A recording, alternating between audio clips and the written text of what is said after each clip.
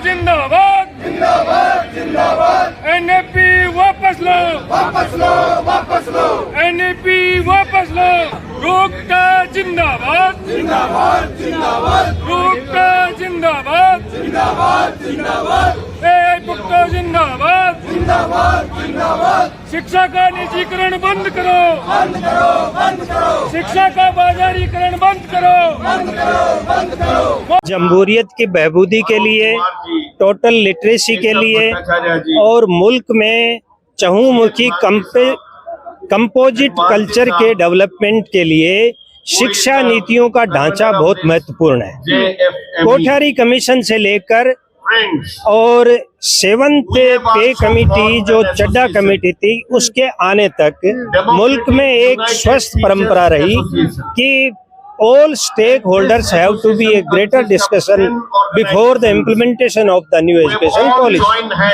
The new education policy 2020 जिसे बिल्कुल संसद को अंधेरे में रखकर कोविड की आड़ में स्टेक होल्डर्स से मशवरा किए बिना एक तरफा तरीके से लागू किया गया। 5 लाख से ज्यादा टीचर्स का प्रतिनिधित्व करने वाले एआई फुट्टो और हमारे अपने राजस्थान के रुकटा जो ने बार बार माननीय प्रधानमंत्री, शिक्षा मंत्री इन सब से मशवरा करने की गुजारिश की, लेकिन वो एक खास एजेंडे के तहत नई शिक्षा नीति को एक तरफा तरीके से लागू करना चाहते हैं, जो वंचितों को शिक्षा से जोड़ेगी नहीं, जो डिप्राइव सेक्शन के हितों की हिफाजत कर नहीं पाएगी, जो मुल्क के विविधता में एकता के ताने बाने को नुकसान पहुंचाएगी। ऐसी शिक्षा नीति को चोर दरवाजे से लागू करने की उनकी जो योजना है उसकी मुखालफत करने के लिए देश भर से आज हम एआई फुक्टो और जेएफई के नेतृत्व में यहाँ इकट्ठे। सरकार कह रही है कि जब हम एनईपी लागू कर देंगे न्यू एजुकेशन पॉलिसी, उसके बाद जो परीक्षा होगा या फिर जो शिक्षा होगा उसका स्तर और बढ़ जाएगा। सरकारें अपने तरीके से जन विरोधी नीतियों का भी जो क्रियान्वयन करती हैं तो उसके पीछे कई सारे असले मसलात को लेकर आती हैं, जिसमें कहती हैं कि भाई ये इन टोटो बेनिफिशियल है, लेकिन हमारी गुजारिश ये है कि ये कॉर्पोरेट प्राइवेटाइजेशन को बढ़ावा देने वाली कम्युनल एजेंडा को हिडन रूप में लागू करने की जो शिक्षा नीति 2020 है, ये मुल्क के फैब्रिक कैरेक्टर को नुकसान पहुंचाए।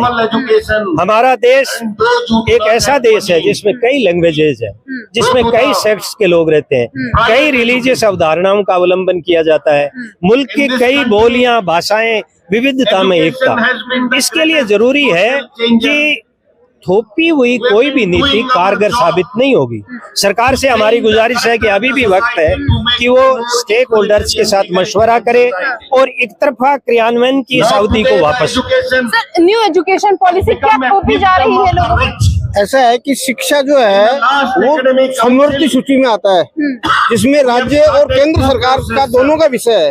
केंद्र सरकार ने तानाशाही तरीके से इसको एक तरफा थोपा है और कोविड के आड़ में जब स्कूल, कॉलेज सब कुछ बंद था, पार्लियामेंट बंद थी, उस समय ये अध्यादेश लेकर आए हैं।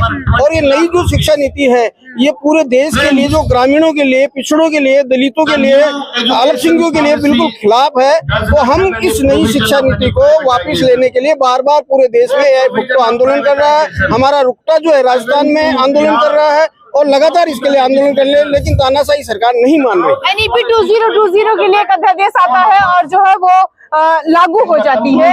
कहा जाता है कि बच्चों का बर्डन कम करने के लिए न्यू एजुकेशन पॉलिसी आई है, स्तर को बढ़ाने के लिए न्यू एजुकेशन पॉलिसी, जबकि वही आप की तरफ से सर कह रहे हैं कि शिक्षा पे ये थोपा जा रहा है।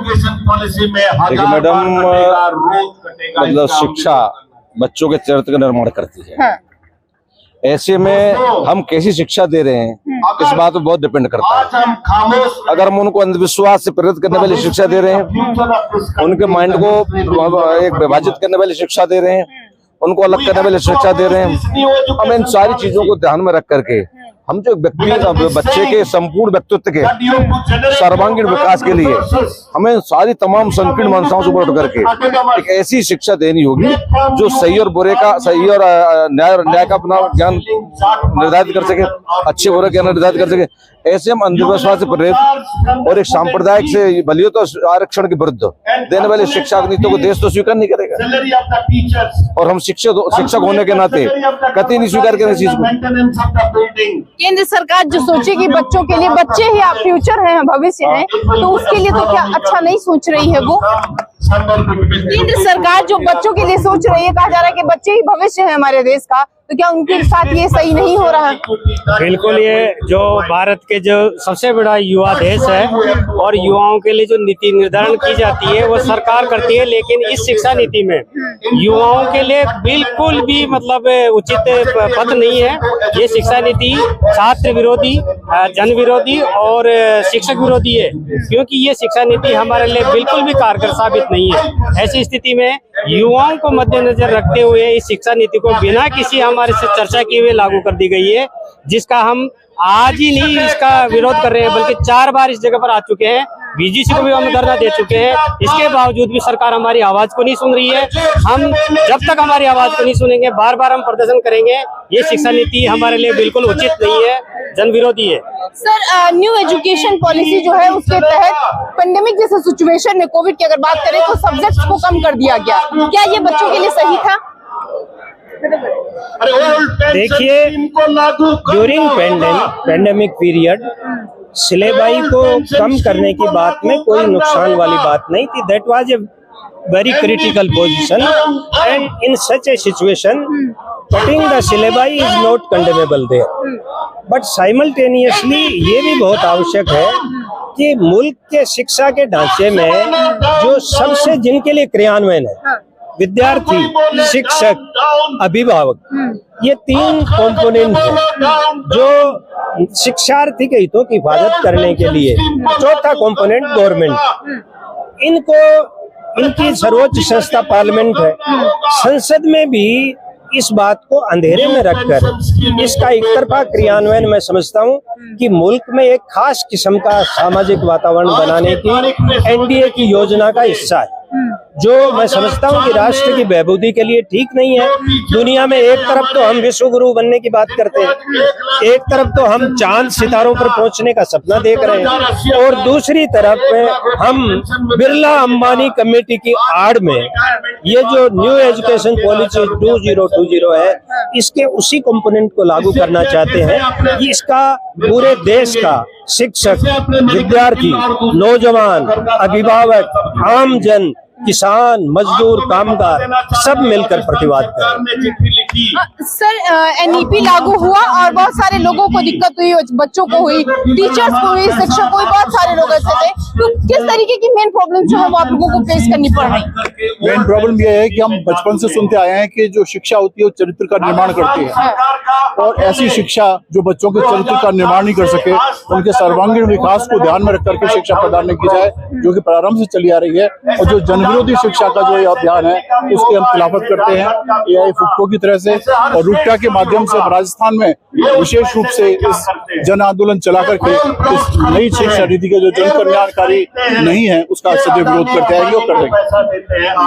सर, सेंट्रल गवर्नमेंट जो है वो कोई किसी भी तरीके की जो मशवरा जो स्टेट गवर्नमेंट से नहीं लेती है, अचानक से शिक्षा वो न्यू एजुकेशन पॉलिसी उठाती है, नई शिक्षा नीति उठाती है और किसी भी राज्य पर थोप देती है। एक्चुअली में क्या है कि जो वर्तमान में जो भारत सरकार है वो केंद्रीकरण और बाजारीकरण और सेपनाइजेशन की पॉलिसी एक साथ में लागू करना चाहती है, जिससे कि शिक्षकों को और स्टूडेंट को देश की जो पीपल जो सरकार होनी चाहिए वो ये दर्शाती नहीं है, अपनी नीति बनाती है, थोपती है। जितने भी स्टेक होल्डर्स है, चाहे टीचर्स है, चाहे स्टूडेंट है, चाहे उसके अभिभावक है, किसी से बिना सलाह मशवरा करते हुए अब तो वो नीति लागू कर रही है, और ये एक तरीका से देश विरोधी नीति है। हमें देश को बचाना है, शिक्षा को बचाना है, कैंपस को। सरकार बड़े जोरों से कह रही है पढ़ेगा भारत, बढ़ेगा भारत। वो सिर्फ एक नारा है, एक्चुअल में कुछ नहीं है, यथार्थ में कुछ भी नहीं है, जुमला है। इसके मुकाबले में न्यू एजुकेशन पॉलिसी में मशवरा न करने की एवज में हमने स्लोगन दिया है, save education, save campus, save nation.